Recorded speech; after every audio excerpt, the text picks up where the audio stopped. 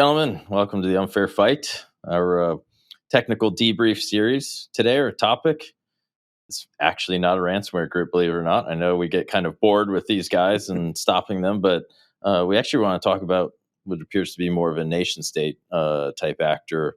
It's a group that Microsoft calls HAFNIUM. Obviously, they've been associated with the Microsoft Exchange, exploitation that went wild last year. But yeah, today I think we wanted to kind of pull the thread, learn a little bit more about them, some of their tradecraft and tactics, and kind of how they differ from ransomware groups as well. So, David, obviously you have a lot of experience in the threat research and threat intelligence space. Talk to us a little bit about the HAFNIUM group, who they are, or I don't think anyone fully knows, but China's a safe bet. These are a group that Microsoft, as you said, originally coined as the HAFNIUM group back in January 2021. Right. So before that, we hadn't seen anything coming out from this group. Now, that isn't to say that the members of it haven't been active elsewhere, but in this instance, this is a whole brand new group. Now, allegedly, they're linked to Chinese state, but no one outside of maybe the security services has been able to definitively prove that. But what we do know is they're heavily linked to groups like APT40 or known as Leviathan, which are a Chinese state-sponsored espionage group. There's I think some have guessed the Ministry of State Security, but there's no proof. It's more of a guess. That's it. I mean, the targets and the techniques that we've seen being adopted by this group are very similar to ones we've seen with other Chinese state-sponsored groups. So the use of the China Chopper web shell, which is this small 4 kilobyte web shell from 2012 that is still active out there, despite So how does that work? Catch that once in a while. That was from the Exchange exploit, right? That's what they're mainly dropping. Yeah, that was a big one as part of the Exchange hack. So you asked how does that still work? Well, it's the best way I can describe it. It's so small that it's just hard to identify, and it doesn't really take that much to change it up and reuse it. So. Yeah, to me, it's just like a throwaway first stage dropper, right? That you can use for latent access to get it in and out, so you can then put down other tools or run commands in memory, things like that. It's like putting tape over the door strike, So, as opposed to taking the handles off and pushing open the door, right? This group's been really active. The APT groups have been really active over the last year. This group has been relatively quiet since the Exchange hack. Do you think that's because they reduced their operations, or do you think most people are missing them? Because obviously from what we saw, I have a feeling most people are missing them. I know it's a little tough to tell. I would feel comfortable putting money on that people are missing them. And it's not because they're doing anything that's so profound and new. It's the actions that they're taking, again, could be used in a legitimate environment. And if you're not specifically monitoring for them and identifying that it's irregular behavior, they could slip through that crack. Yeah. And that's the problem. But I mean, the one big difference between this particular team and, say, Leviathan is while they share a lot of the same targets, higher education, research organizations, defense contractors, HAFNIUM have been solely focused on the US. We haven't seen them targeting anyone outside of the US at this stage. And that fits with the MO of the what we caught as well and what we identified. Yeah, it's so hard to tell. You never really know. Is it it's the same unit, but they use different tools, for different targets so that, they don't burn accesses all over the place. But, you touched on something interesting when I asked you, do you think their operations have reduced or people missing them? And I think a lot of it comes down to like detection philosophy, right? And X, could you talk a little bit? I know, in my opinion, obviously AV, old school AV was easy to beat, right? It was mostly signature based, change your BYET or whatever, and you're off to the races again. Things changed, but I would say still a lot of the EDRs are very malware focused. And it almost seems like, and I know some of your testing, the less sophisticated speed-based operations are more effective at evading than being really clever and looking really, hacky. Talk to us a little bit about that, because I think it's an interesting, kind of thread to pull here, because I know, and we're going to talk about it later, but this particular group that we've had a bit of experience with, we watched them completely evade two of the most top tier prominent EDRs on the market. And that's no shade on the EDRs. This is a cat and mouse game. Yeah. I want to be clear about that, but yeah, talk to us kind of what you've learned and on the kind of EDR side. Yeah, even going down, I think this is why that exchange exploit was so fruitful for a lot of groups out there, is because I know when the web shells were first dropped, AV that was not their focus. Again, going back to they're looking at the nerdy stuff, process injection, encrypted stuff. You're doing things that are very, very fishy. But like as I said, when you bring the level of sophistication down, that's when the EDRs and AVs have trouble. And I think that's what happened, at least with the web shells too, and why they're so effective. They historically had a very hard time detecting web shells because they're ever changing, easy to change hashes. Like it is, and it's funny because they're like cake to find if you and AVs historically don't have capabilities to read in too much of a file to kind of profile, just because they don't want to thrash your disk. There's a little performance thing. So it really and then they're not programs. So it's kind of a weird situation there with web shells. It was elegantly simplistic, I think. Exactly, yeah. And that kind of comes back down to that. And then after that, too, even with the web shells coming in, like we've seen with other AV vendors, even EDRs, like we had an alert just the other day that would say something like, suspicious file not mitigated. And that's kind of all that you really got. All right, go.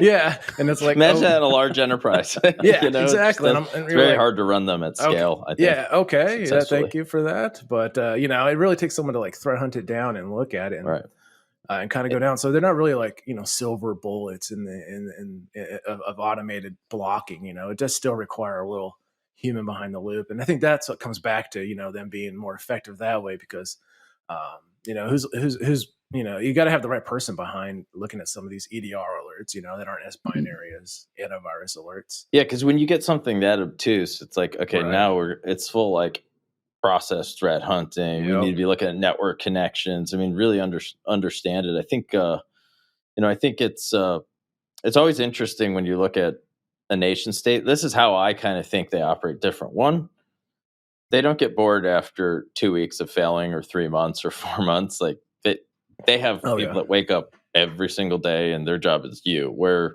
I think some of the more criminal kind of extortion groups, their goal is to make as much money as fast as possible, and getting caught they don't care about. An espionage group does not want to get caught, right? Because they want to preserve that intelligence access. So the amount of time they'll put into gaining initial access, the amount of resources, I mean, I think we saw with the whole SolarWinds breach, that was probably a pretty significant team that was involved in that operation. No, I had to, if I had to guess.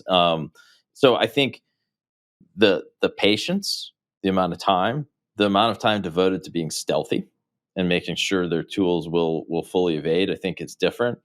I think the part where it gets really scary is when you start mixing human operations. So a human assisting a cyber operation, whether you get a person hired into a company, you're recruited someone who, maybe is operating as what we'd call an unwitting asset, where they don't actually know they're giving up the goods. That's enabling maybe a technical operation. I think that's where things really, really change. But once they get into the network, they actually look kind of similar. Would you guys agree or disagree to a lot of the other ransomware groups and how they laterally spread and move around? Yeah, I mean, I would say there is a lot of similarities. I think they utilize a lot of the same built-in capabilities on the device. So, for example, ransomware groups tend to manipulate shadow copies. Your state-sponsored groups want to harvest them, and they manipulate them for use of theft of the NTLM, as opposed to just deleting them so you can't get your backups again. There is a significant amount of overlap, but as you mentioned, ransomware groups, they're all about making as much money as possible. They're fire and forget. If something doesn't work, well, boo-hoo, there's one computer they didn't ransom, there's 100 over here that they got, so they're 50,000 more vulnerable firewalls sitting out there they can roll into. Your state-sponsored groups, I mean, they're largely after intellectual property. Right. So as much money as they invest in the physical act of attacking you, they're going to make a fortune saving on research tasking. If they can steal a fully finished IP and build it themselves, well, they've just net themselves a profit because they've not had to invest years of their own time and effort into it. They've just stolen something else. The interesting thing as well, if you ever read the Chinese cyber primer, they don't actually consider what they're doing as illegal. There isn't a concept of cyber espionage as far as the Chinese state is concerned. For intellectual property theft? No, for anything they do. Yeah. There is no concept of China in China of cyber espionage, so they don't consider what they're doing illegal. Yeah. That is an interesting point. The one thing, my understanding is, the United States will absolutely not conduct cyber operations to steal intellectual property to hand to a company to have a competitive advantage, where it really seems like the Chinese do that. Right. So I think there's a big difference there. Right. That's like that's one of the big, like you said, John, it's a big gap between Ecrime and nation state right there is, what they're after, the end goal. You know what I always think about when you see how much ransomware is going on? I mean, what are we stopping 1 or 2 almost every day at this point? Yeah. Like attempts at mass ransomwares? Yeah. Constant attempts. How many times do you think like nation state, like Chinese or whoever else, comes into a large company and then runs into a ransomware group? I bet they kick them off. Imagine being the nation state and then going into a company and then they get ransomware, and so you can't take the intellectual property because it's ransom. Can you imagine the irony of that? Oh man. Maybe we need to like tee them up so they take each other out. They take each other, right? Yeah. That's not a bad idea. Like they could just keep fighting each other. Yeah. That's pretty funny. Yeah, go ahead. No, I was just going to say, I swear historically there's been some malware before that's patched the system after they've infected you to stop it from being used again. Yeah, well, because they don't want anyone else coming in, right? Throwing sand in their sandbox. So. Right. I think the one other thing that I think we've been seeing go on is, as AVs and EDRs got better over time. Yeah, they did. I think we're watching, and we obviously the podcast the previous one we filmed, which was really focusing on the Black Hat ransomware group. You're watching folks shift a lot more to live off the land. To your point, David, like leveraging tools that are already on the machine, Windows APIs. At the end of the day, if you're in IT, you can push software, you can install, you can uninstall, you can patch, you can upgrade. If you can do that as a bad guy and not have to like put malware down in some cases, guess what? You win. Or you can use those tools to launch stuff in memory. So it's really hard to, to catch it or evade it. And so I think what's happening is like some of the success on focusing specifically on persistence techniques, on, kind of process injection or hollowing, I think that has caused a lot of all the hacker groups, including nation states, to start having to shift gears towards being a little bit more creative. Because I mean, the one ransomware group we profiled in our last podcast, they like to use free trials of RMMs and some obscure ones, right? Or just software deployment tools. And that's pretty hard because those are legit tools. Or you're going to flag every time you see that if you're an AV, because the way those EAVs and EDRs are designed, I mean, we already know how noisy they are just because we see. I mean, they have a huge false positive rate, and so it'll cause people to chase their tail. So, X, I know. Maybe let's jump into a little bit of what we saw with this particular threat group. Now, we're not going to give any specific dates, but Microsoft released a report a month ago or 3 weeks ago. I forget the exact date on this HAFNIUM group and some new activity, but. What we saw was many months ago in 2021. So that was in some ways like pretty old intel, at least to us. Talk to us a little bit about what they did, some unique features of their operation, and we'll kind of explore that a little bit. I think we saw some new stuff, which is fun for once. Right? It wasn't freaking Cobalt Strike. It wasn't just Cobalt Strike, or the normal stuff we saw. But they were again, it comes back to the what is the main difference between Ecrime and like a nation state? This is kind of where you get like, you can kind of almost profile their TTPs or tactics, tradecraft, and procedures early on to be like, oh, this feels like not an Ecrime group, because the Ecrime group's very loud. Right. They're coming in, they're smash and grab. They're the smash and grabbers. They're looking for your backup servers ASAP. They'll freaking out admin $5,000 devices. They will go wild. Yeah, they'll make all the noise in the world, as we have always seen. But when it comes down to this, it's a couple commands today. It's a lot slower, and also we've seen an interesting increase. Even coming to some recent detections that we have is an increase in the use of something called residential proxies. Educate us. Yeah, and you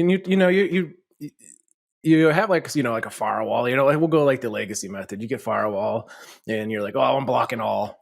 I'm going to block all everyone else besides, they'll say U.S. and Canada, North America, we'll say. Sure.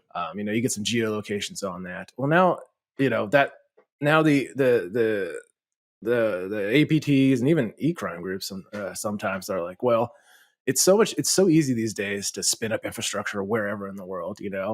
Everyone's got VPNs. I know that this is probably gonna be on YouTube. You can't watch one YouTube video without seeing something about a VPN provider. Sure, of course. Yeah, they're nonstop. Yeah, they're just nonstop. Yeah. So these residential proxies will give them like local, like IP addresses coming from like Comcast address and like residentials in the US. So, it doesn't attribute back to being like a VPN provider or a proxy somewhere else, and they're fast moving. I talked to a company and they said like that the attrition rate of like going through like IPs, they'll go through like 10% of their IPs a day. So like they'll come in, and then they feel there's a burn, they'll go to another residential one. They'll buy constant like AT&T SIM cards and look like you come from mobile networks.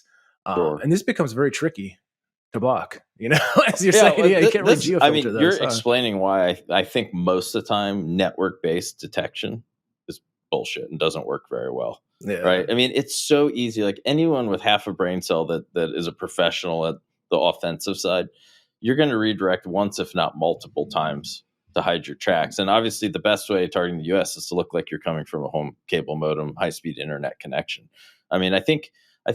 If I'm remembering correctly, in the SolarWinds breach, I think the Russians did something similar with AWS, and kind of making it look like they were coming from, all kind of local IPs. So, for those listening, maybe, one piece of advice is, yeah, you should absolutely block like IP blocks from known bad countries, but especially if you're upmarket and a larger company, don't think for a second that someone that actually wants to hit you won't redirect through something more local to you.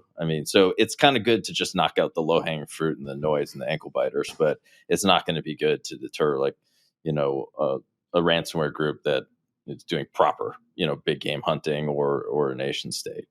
That's actually, sorry, you've raised something really interesting there, and I didn't quite think about this until nerd mode kicked in. I love that we've all got nerd mode kicked in.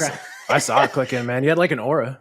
I maybe didn't see it, but I saw it. David, I'm gonna get my little what is it? My a little Elgato like button box there, and when you go into nerd mode, you're gonna get a graphic in the next episode. Let's do it. We need like the graphics and like the soundboard. Yeah, and just like gonna up our game. That's it. Yeah. Like a buzzer, nerd buzzer alarm. You get to press it once an episode. We've all got a background in a history that we've touched on before, and what we did in the past. If you're like us, you've obviously read things like cyber primers, and you've read information about legal intercept and warranted collection. Pulling on that point about US residential proxies, what's really important there is for enterprise to understand. In the US, obviously, you can't collect information about US endpoints contacting US endpoints without legal warrants and things like that. Oh, yeah. So coming from a residential proxy, you can't then turn around to the FBI and say, well, you need to stop this. The FBI is going to have to go through a lot of different steps now to try and monitor those residential proxies. And by the time they get to it, as X said, they've burnt that infrastructure. They've moved on. It's literally this. You just encapsulated. Someone asked me the other day, is the government going to get better and help us block and stop and go? I obviously, I had a deep government background and I adore it. I love my previous career. But I think one of the challenges just has to do with certain agencies can only focus overseas, right? Yep. Other agencies can focus internally, but those are law enforcement agencies, so they require, warrants. In that chain of picking up on something overseas and getting the internal guys kind of spun up, or a private company reaching out and saying, we saw this, it's so slow that the op is so over, the infrastructure's done, they've moved on to the next stuff. I think it's one of the reasons, like, if there's one good piece of advice is, I fully encourage companies that are breached or think they have attacked to share, because, it can help the whole governmental effort to combat this, especially in the West, but you have to be prepared to do this yourself. Like, there's no question. Like, you're really kind of on your own from a live, active defense capability. Well, I mean, that's the benefit of signing up with an MDR, right? And this isn't a blag for sales us right pitch. now. Yeah, no, we're not those guys. So, yeah. Due to the NDAs and the whole premise behind buying the product is giving us the permission to view the data that legally, the likes of the FBI and other agencies aren't able to do, meaning that protection can be provided. We can pull that data. And I said something similar in a podcast I was doing the other day for public sector, is we're then in that strong position to share the information and work with those agencies to bring these groups and these threat actors to justice. We bring them and help hold them accountable for what they've done. Right. Sorry, I didn't mean to interrupt the residential proxy talk. It was just it made me think. Yeah, it really is. It's a tough one, but I think the other thing I wanted to touch on, obviously, you put together a fantastic threat intel report out of our adversary pursuit group that you lead for us. I thought the other thing that was interesting is sometimes when I've seen some really interesting articles come out of some of the Chinese universities. The ones that, my background originally was just hardcore network engineering, like carrier class stuff. And when you look up all the research on BGP, route poisoning, boy, there's a lot, and that's concerning. And the wild thing we saw with this residential proxy technique is there's an entire article. Now, there's some U.S. universities in there too, but some Chinese ones too, on really using residential proxies for bad. Can you talk a little bit about kind of what you found in that article? Because, I sometimes wonder, and I don't really have anything to put on, but is there a link? Does someone tip their hand on tactics and techniques and interests, through kind of the university or scientific kind of publication process? It's a chicken and egg situation, right? You want to believe that they're writing this so that you can shore up a vulnerability or a gap in the defense. But the truth of the matter is the behaviors we saw with the residential proxies during this attack mimic the exact research that was contained within that paper. Everything that was talked about, everything that we've just discussed as, mimicking US addresses to contact US companies and getting around firewalls is all contained within this same university published research paper. Now, if anyone wants to look this up, this was published in May 2019. Yep. IEEE Security and Privacy. It's called Resident Evil: Understanding Residential IP Proxy as a Dark Service. Yeah. That's kind of a cool one, Resident Evil. Well, that's the thing. Yeah, it was published at the IEEE Symposium on Security and Privacy. Yeah. So, an entire organization that's meant to be there to provide defensive information, which, again, they do, and they do it very well. But, for the same reason, we don't go into certain details around tactics and techniques that we're identifying, we're monitoring, and we do redact certain information. We know that if we talk about it, it'll change. Or if we talk about something that other threat groups are going, not many people are monitoring that, let's use it. It's a risk, right? This is the ethical and moral dilemma of being on defense while not trying to tee up offense, if that makes sense. I really think, I know we touched on this previously and probably get some hate for it, but I think sometimes our security research community, in an effort to want to share everything, like when you think about this slow feedback loop of being able to pick up on a technique, action it, get the government involved, when you share everything, there's always this window where you can take that and rock and roll really fast. And I think many times do more damage than good. It's a real fine line. I don't always know where the line is. I know we try really hard not to share too much. What? I don't think it's. I like to think it's not people doing it maliciously or scare tactics. I don't want to think that people in the defensive community are trying to scare organizations and enterprises into signing up with them because of it. Yeah, I honestly believe, as researchers myself and as we all are, we just find really cool stuff and we want to talk about it. We want to talk about these really because when we get passionate about it, we're like, let's tell all the other people in the community. But I do think that we need to start the same way the attackers do, right? If you try and look up ransomware and cybercrime on the dark web, those forums aren't open to you. You've got to either pretend to be someone else or get invited. Maybe we need to start doing something very similar with the really cutting edge research, the really bad stuff that we find. The stuff we shouldn't be blogging about it. I know it's entertaining and interesting to enterprise and companies, but we find some terrible stuff that we know isn't being widely used. And if we tell people about it, it will get widely used or it'll suddenly disappear. Yeah. No, I think, for me, the line always is if there's a vulnerability, there's evidence it's being leveraged in the wild, or even no evidence yet, right? Okay, a bad vulnerability, some sort of remote root exploit, like the Microsoft Exchange one, where the end consumer of the product, the IT guy, has to update it himself. It can't just be forced from the cloud. I think that's the time where you have to out it and you have to shout it from the rooftops. CISA and every government agency needs to shine a gigantic flashlight to cover it. I think when there's cutting edge research that finds a horrible vulnerability, let's say, in an RMM platform, or something we know if co-opted, it's like, holy shit, this is terrible. If it can be pushed and closed, I think it's most important to keep that quiet and share it privately with the relevant authorities and professionals, because I just think if you out that, it's you can do so much damage so fast. I mean, it's kind of like, I know we have this internal argument about Cobalt Strike. Pen testers love it. Guess what? I mean, last year it was used in 98% of every ransomware we stopped. Continent. Yeah. There's research out there that shows that all 90% of the internet traffic to C2 communications is Cobalt Strike. Yeah. And so has Cobalt Strike done more benefit as a pen testing tool where a company took the results of their pen tests and implemented great defenses as a result, or has it done more harm? I don't know the answer to that. I really don't. My gut feels more harm, but I don't really know the answer. I don't want to call them out and make them feel bad, but I know historically from a defensive perspective, we tried to get our hands on Cobalt Strike and they won't sell it to us. They won't sell it to the defenders. Over in the UK. Like, you got to be an Ecrime. I'm sure. X, kick that hornet's nest. Let them fly.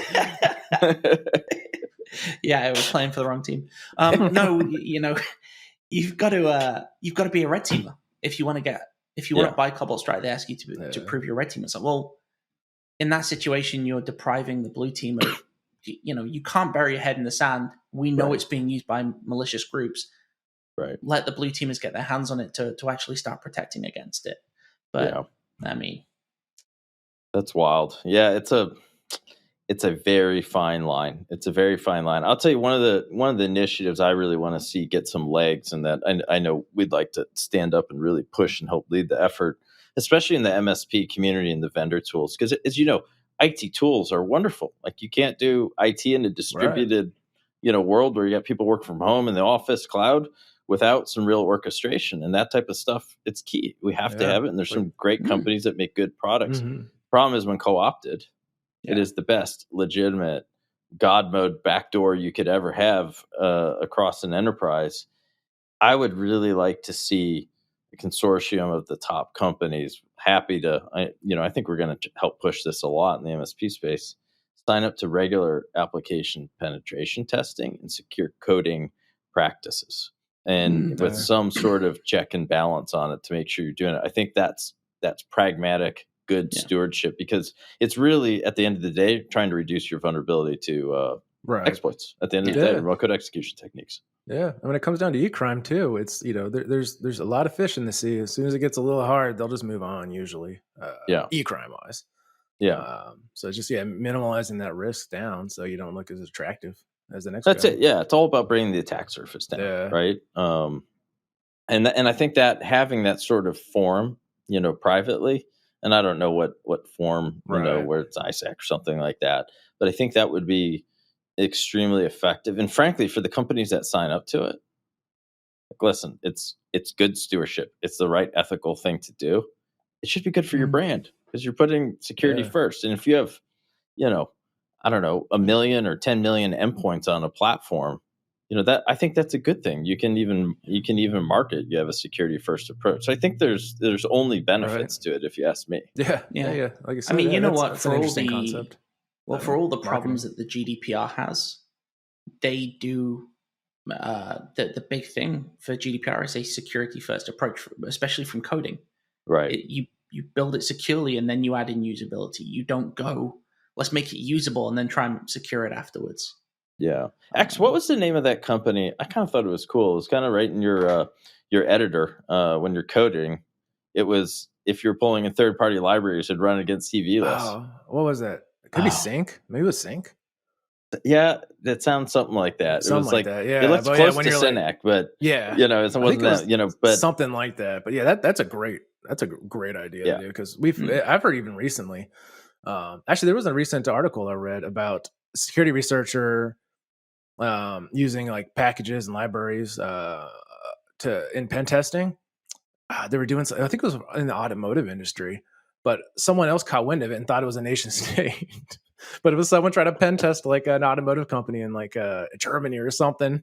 Really? They were like, "Whoa, you're kind of walking the tightrope on that one," of trying to like pen test them to being a little bit too real and maybe getting some other residuals in there. It was an interesting article, but it does revolve around the whole, importing libraries into your, private code. That's incredible. Speaking of automotive, do you think the automotive companies are these over-the-air firmware updates has me like, the first thing I thought was, I hope they're cryptographically signing those firmware updates. And then 2, what is the build and deployment mechanism and how has that been locked down? Because, as you know, any firmware updates over the air, if you haven't designed that system perfect and someone gets a hold of it, you can brick a lot of stuff like permanently, Oh yeah. But kind of going back to this HAFNIUM group, let's walk through a little bit of, from a tradecraft and technique standpoint, what we saw, like from the start of the operation kind of to the finish, without, giving too many, explicit details or any timing or anything like that. What did we see? How did it kick off? How did initial access happen? So the initial access came from an unprotected device. So how they got onto that device is unknown to us. Chances are phishing email or potentially a compromise of the physical asset itself. The device in question was remote outside the US. It was a traveler laptop. So it was on loan. Something we've discussed in the past as well is better controls of those laptops that are being distributed. Not just because of work from home, but, Right. It's wild, David, not to stop you, but like my impression was the loaner laptop was a security measure. Right. It's kind of interesting to think about that in that context. Right. But the problem is the guy holding the laptop was a domain admin. Right. Yeah. Problematic. And still had access back to the mothership through VPN. Yeah. It's kind of interesting. I mean, we've talked about that. Anytime I see someone like IT guy traveling, loaner laptop, and still gets popped, that was for you. I told you guys this when that went down. I was like, that's not a ransomware group. There's not a chance in hell. Timing, just the timing of, is it open? Is it closed? Got to get the VPN up, can I authenticate properly, and then to opt through it. Like that takes a lot of attention. In my experience. And I mean, that's the thing. The fact that we've attributed this back to nation state, chances are it wasn't phishing. Let's be honest. When you're dealing with nation state, you've either got the things like piggybacking on credentials or quid pro quo, which is it doesn't happen very often, but something we need to acknowledge is people can be compromised just as much as the technology can be compromised. And they might have not a clue that they've been compromised, exactly. to be clear. Exactly. Kind of going back to the unwitting concept. Yeah, absolutely. So when they gained initial access, what we saw was connection over the VPN to the infrastructure that was contained within the US. I'm being very careful here not to say the names and times, but from that point, the next stages were to get their hands on the NTDs file. Right. All right, so educate us. Obviously, we know what it is, but for the audience, let's give us the 1-2 on that. Okay, so the NTDs contains the Active Directory data for the domain, including information relating to user objects, groups, group memberships. So everything such as your passwords are contained within the NTDs, and it sits in So system you're telling me root. it's a map of groups, accounts, and credentials that you can bust out of there. Kind of useful. Yep. But that file's locked. So by default, when you are logged in, the machine in question keeps that file locked, so people can't access it. But if you took a shadow volume, so these are the kind of backups on your endpoint, right? These are your I'm trying to think of the best way to describe them. They're the volumes on your endpoint that contain information almost historically. So when you need to back up your device, you can pull the shadow volume in and replace it. So with ransomware, they'll delete them because that's a way of saying, well, I'll just bring it back in and get rid of everything that happened. Maybe I'll lose a day. Right. You can use VSS admin to manipulate those. So what we saw was looking for all the shadow volumes on the endpoint, and then they copied that shadow volume they copied the NTDs from the shadow volume, which is not locked, into a directory that they were operating in. So, for example, into program data. From there, all they need to then do is grab the system information. So either the registry, like the system registry, or the boot key. What that means is with either of those, you can then decrypt the NTDs because the file is encrypted and get out all the plain text, group, and user information, allowing you then to log in as anyone else with domain admin privileges and credentials. Yeah. In a nutshell, that was stage one. Right. Guess what? Not really any malware involved yet. Right. I was just about to say, I want to know why that's effective, because they did a lot of that offline. They just took the file, left. It's not like they were running Mimikatz right on the machine. No. Yeah. They're all commands. You run those from the command prompt. Yeah. You don't even need system level privileges to run them. You need admin privileges. Right. But effectively, they're on the box. They're on the device already. So getting admin is not really that hard. That's the challenge. I think a lot of folks get so wrapped around the malware, the persistence techniques, the C2, and they forget admin on a Microsoft machine or in a Windows domain, how much you can actually do living off the land. For most orgs, unless you have a live tradecraft detection system, kind of like what we run, I think it's very difficult to collect. It is very difficult. Even if you get that and put it in context too. Yeah, that's the other thing. That's the big thing. You get the suspicious alert from the EDR, but there's a lot of context behind all that, and it's just not super apparent. If you got that alert just from the EDR, you're going to have no clue that the user is VPN'd in. This is one of the reasons why all the live network mapping and reconstruction and knowledge of subnets and domains, it becomes very easy to figure out. This is a user at home. This is a remote user. They're clearly VPN'd in. I know for us, it was boom, instant trigger. Someone doing this over the VPN, from that's bad, right? Yeah. There's very little reason as well that you would need to interact with the NTDs. Yeah. That you would be manipulating a shadow volume to touch that file. Yeah. And at that point, there's no way that you can actually hide that you're interacting with the NTDs, because it's not as if you're renaming it first and then moving it. You're going to have to do that. So any EDR technology that has some level of command line introspection should be monitoring for this. And it's very surprising, as you mentioned, that some top EDRs didn't spot this and shut down that. I mean, process. one of them I would say is, just from our experience, obviously we see all these. Yeah. It was one of the top 2 in the world. Yeah. And it completely whiffed on it. And then the other one, which was also quite good because it had the full suite, also totally whiffed on it. So, I don't know, is that a configuration error?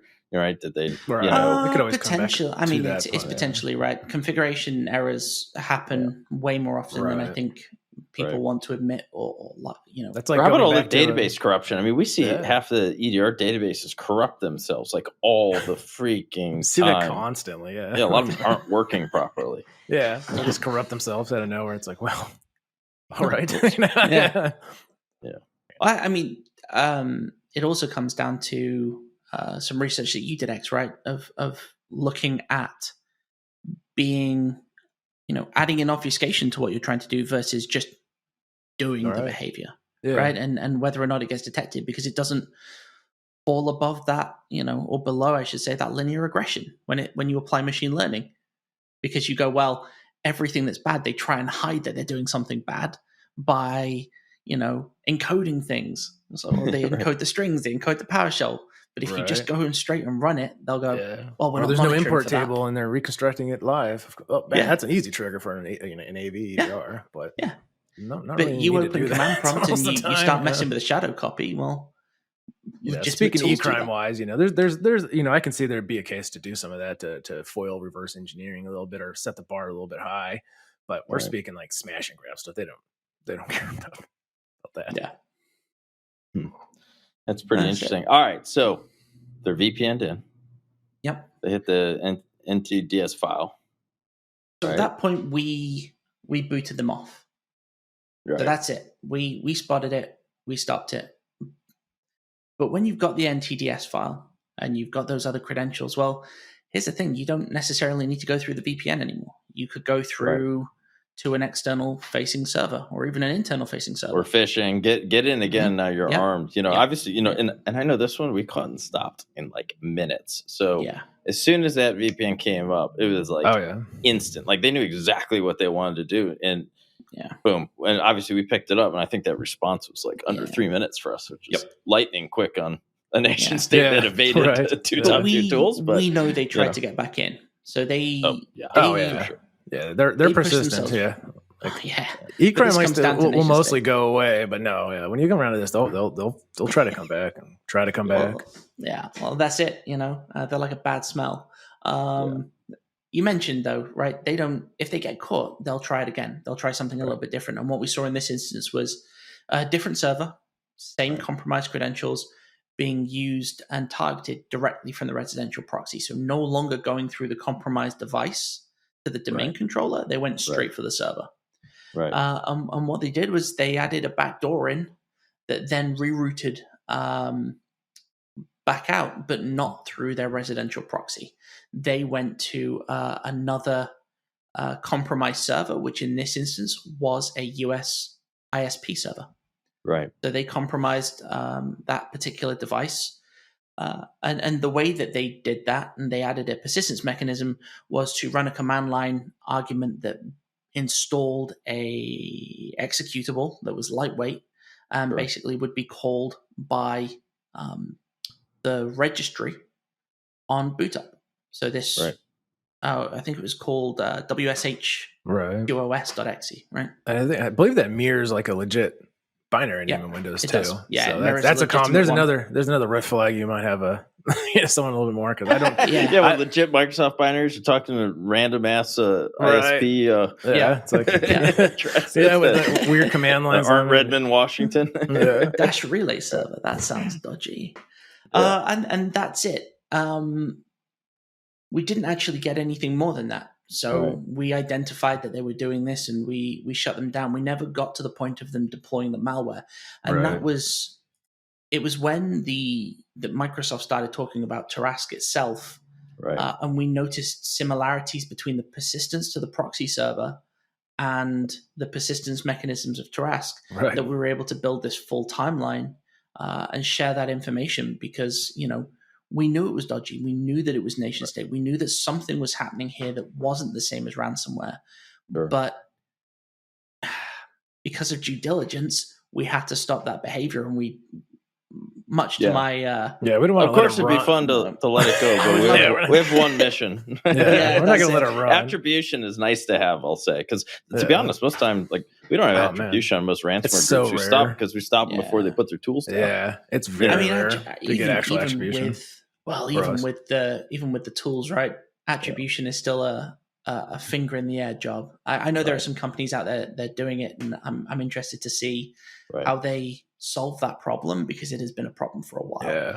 And they all use proxies, like we were just talking about, so you can't really go off IP information.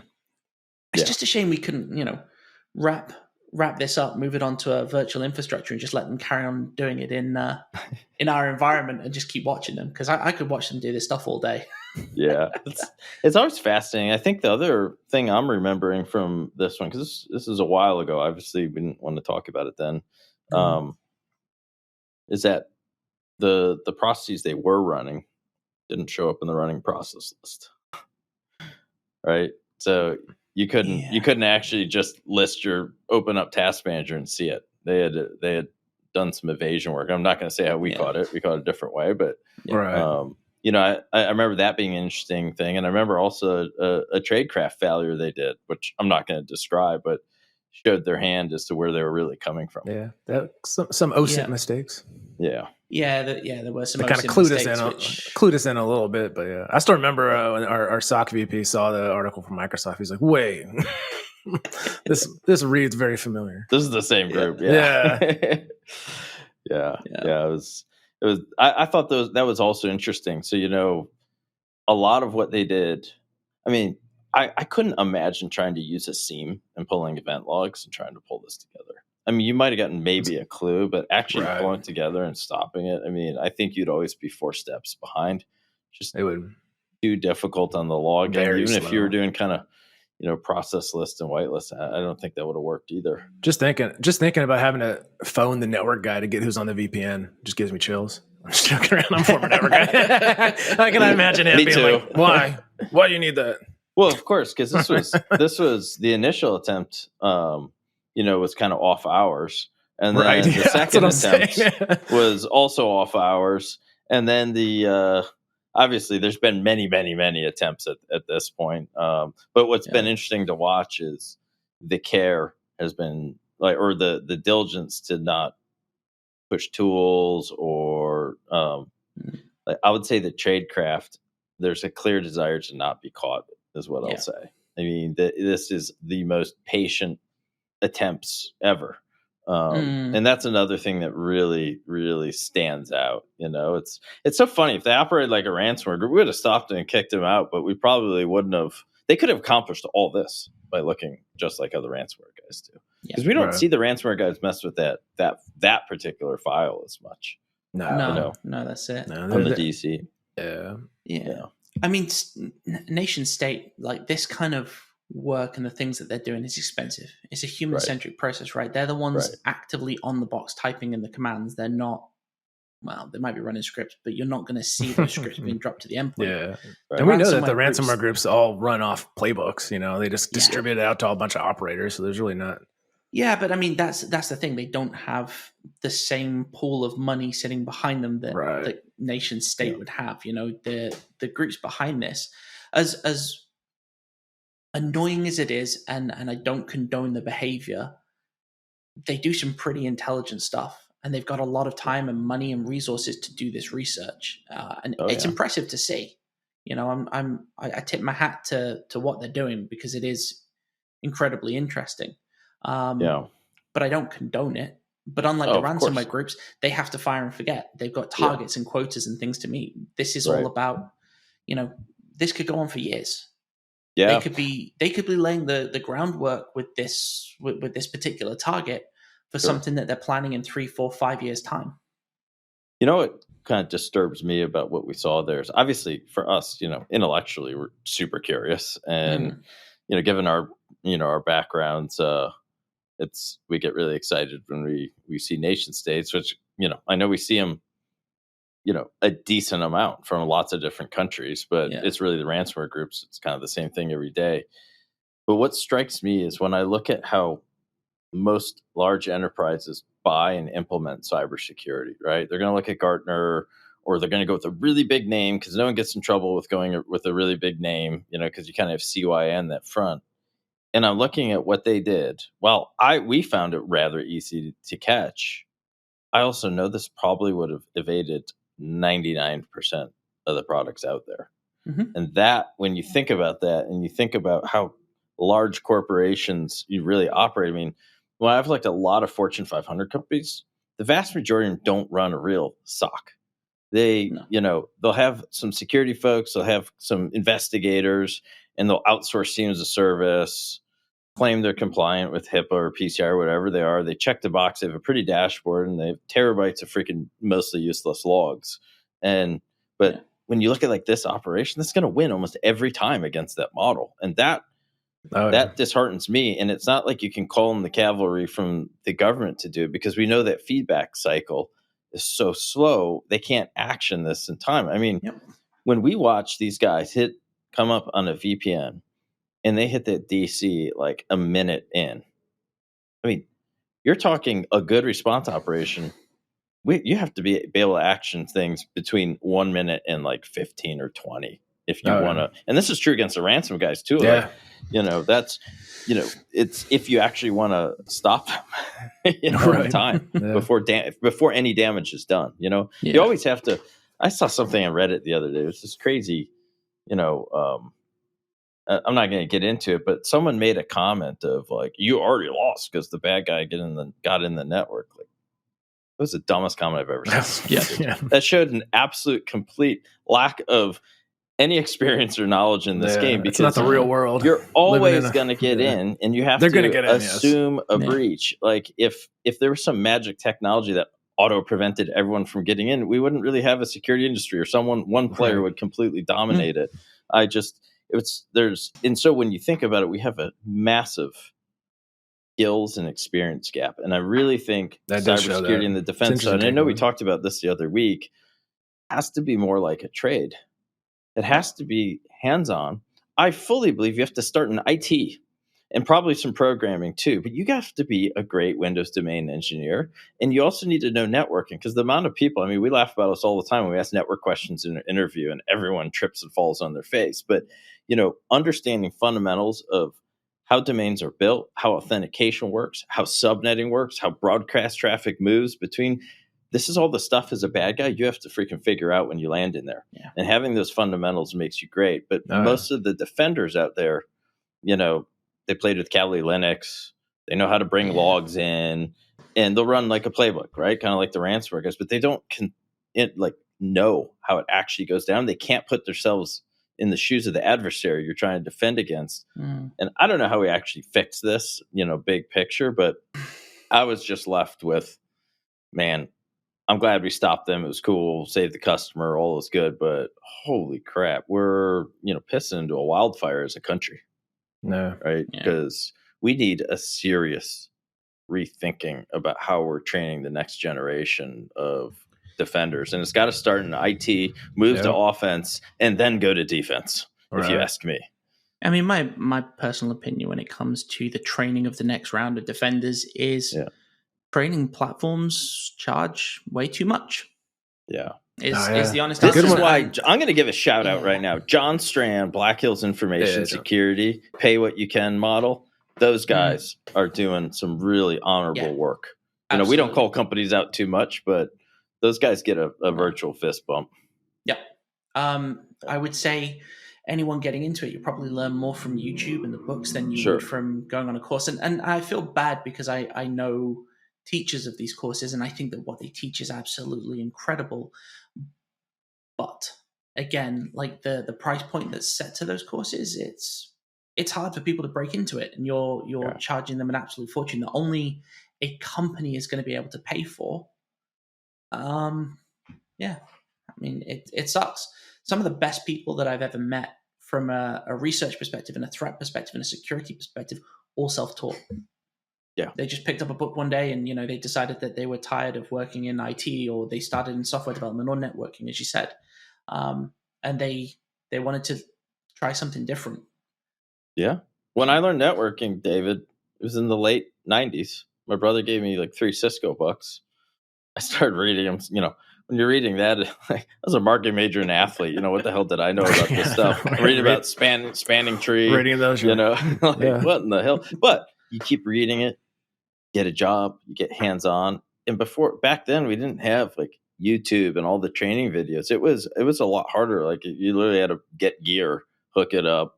But I think right now, you mentioned something that is a great piece of advice for anyone wanting to get into the space, which is really YouTube, try HAFNIUM, go. And now that there's all this cloud infrastructure, you can, for pretty inexpensive, build yourself a lab that you have to build and configure. And I think that, plus the other thing I do think is missing, and it's not that critical day to day, to be clear, but I do think it makes you a lot more well-rounded, is really getting spun up on routing and switching, especially if you're going to defend large enterprises. I mean, if you start with that, build a domain on top of it, orchestrate the domain, and once you've built all that infrastructure and deployed group policies and learned how to do all that stuff, then you take your Kali Linux, your Meterpreter, your Cobalt Strike, whatever the hell you want, and you start understanding what port redirection looks like, the hard way. Like, all these fundamentals that get burned into you. I think only then are you even ready to start stepping in to protect the company. And I think 90+% of the practitioners out there skip those early steps.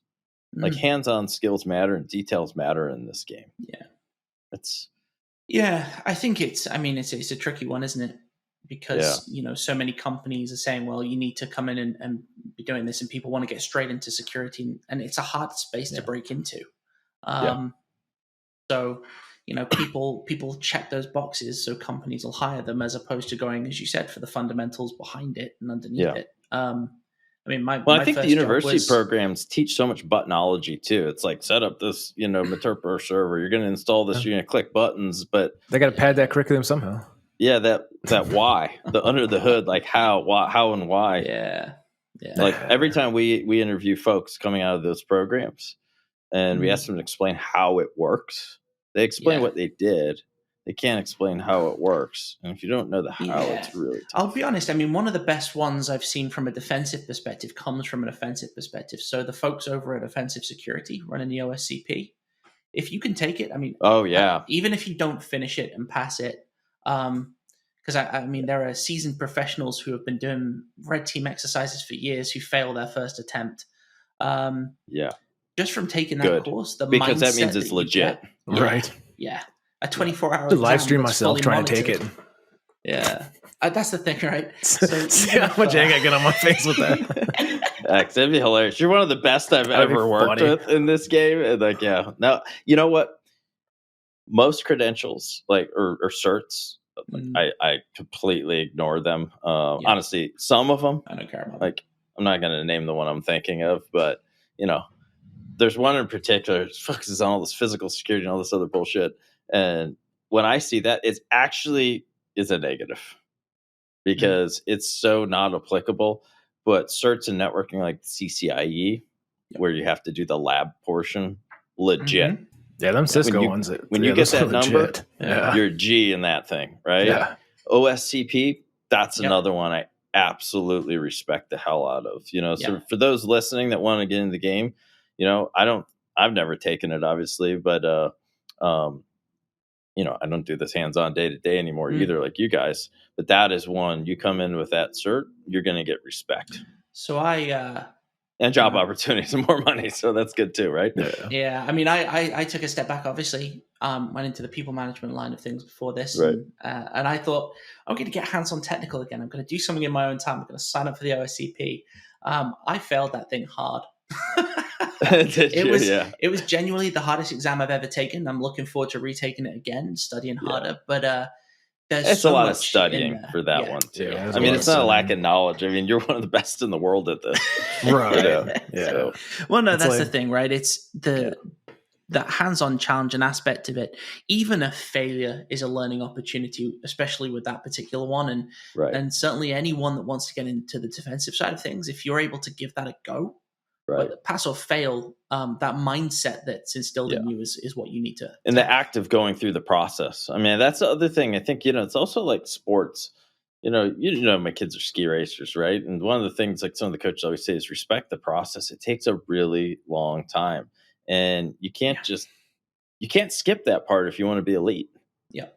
You have to respect it and engage in it. Yeah. So, X, I think we'll wrap this sucker soon. But what else? What other, kind of maybe parting words of advice do you have for budding security professionals? Oh, for budding security professionals. Since you've been in the hiring game, right? And you too, right. David, just obviously. Be curious. That's pretty much the thing about it is, when you see something you don't understand, figure it out. And it comes down to this stuff. That's really the mindset it takes to catch this stuff. You got to have that good gut feeling, like that's a weird command. Get curious. I haven't seen that before. Let me Google up this a little bit. Let me figure this out a little, and you kind of build that mental repository, and that takes you very far because it kind of gives you that fast knowledge of like when something feels odd. And when you're curious, it's go research and go try. Yes, go research and try it. Yeah, actually do it. That's another good one too. Yeah, just to actually do it. You don't have to have some huge lab. I mean, I don't even have a huge lab. I just use like VMware. I mean, you can just use VMware. It's so much easier now. It's so much easier now. Like now there's no excuse. Like 10, 15 years ago, there was a lot of excuses and barriers. But now there's none, as far as I'm concerned. You just spin up some VMs, mess around in there. If someone's interested in, there's a lot of free stuff out there too. If you're interested in web apps, Burp Suite's free. There's a lot of free stuff out there you can just mess around with, and give vulnerable services, follow guides.